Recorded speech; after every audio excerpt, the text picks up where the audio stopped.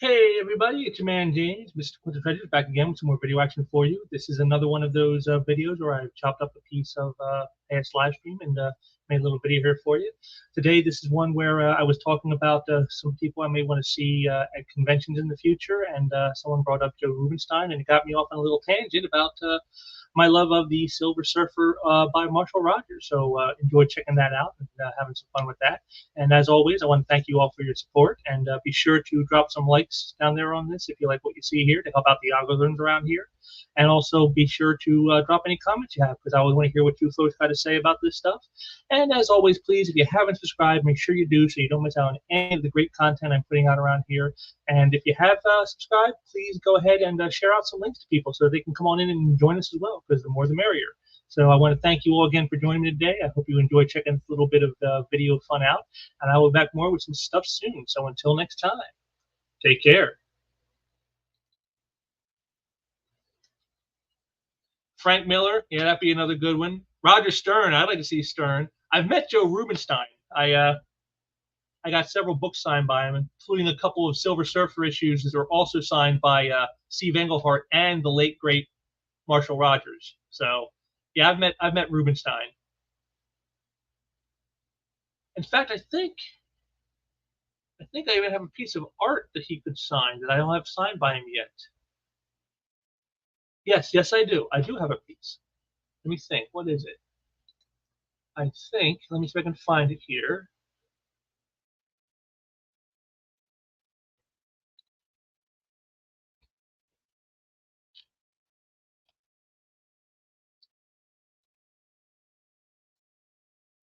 Ah, yes, here it is.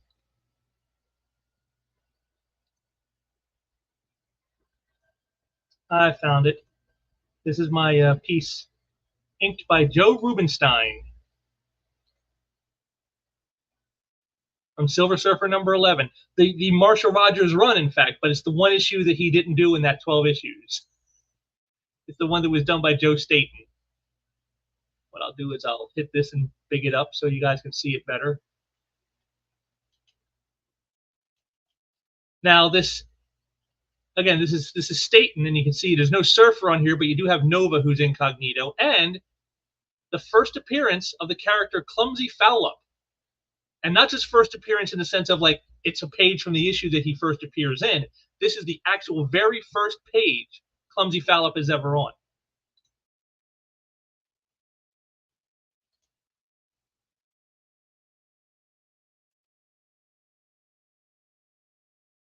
Oh, that's cool.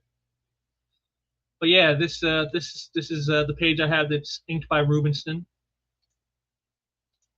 Let's see, here's the published version.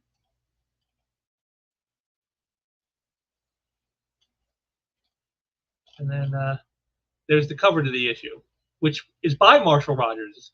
It's kind of funny. Issue 10, Walt Simonson did the cover, but Rogers did the interiors. And then on issue 11, Rogers did the cover, and then Joe Staton did the interiors. The things they used to do to make a deadline. The things they used to do to make those deadlines.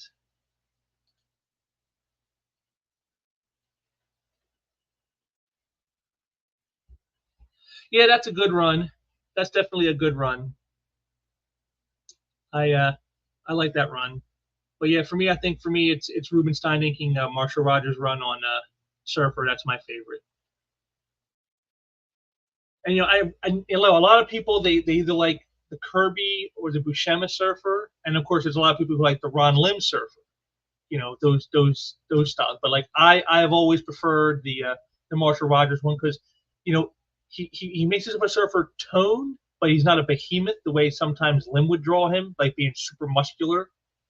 And the way that he did some of this shading on the Surfer's body with some of those lines to create the reflectiveness of his skin, I thought was better than it had more detail than say Buscema or Kirby's did, which sometimes their Surfer would look a little flat because they wouldn't be able to get that shiny effect on the skin.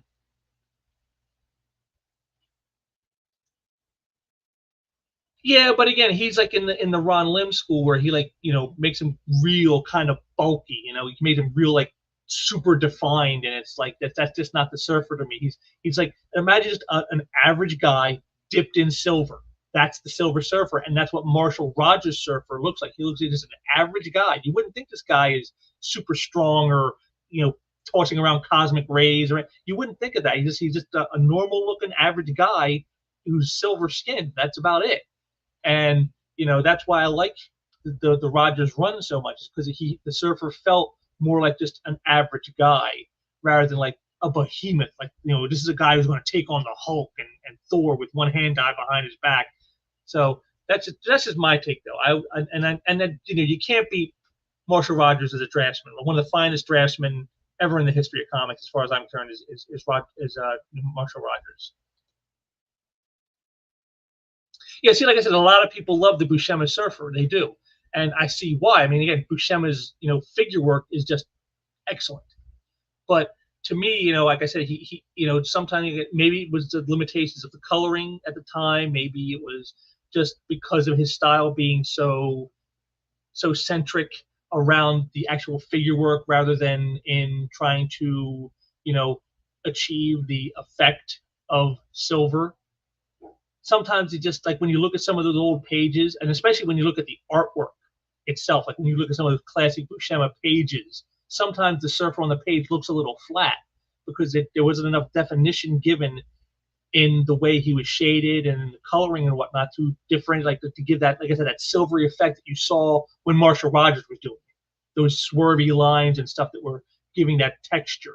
And that's why I prefer his over anybody else's. And it's sad too because his run was so short. It was only 1 year, and then he did one issue, I think, later in the series, which I think probably was something he had done before, and then just used it as a fill-in for like a dreaded Deadline of Doom, and that was all. And it's like it's a shame that his run was so short because it was just so good. And yeah, like I said, to me, that's my surfer.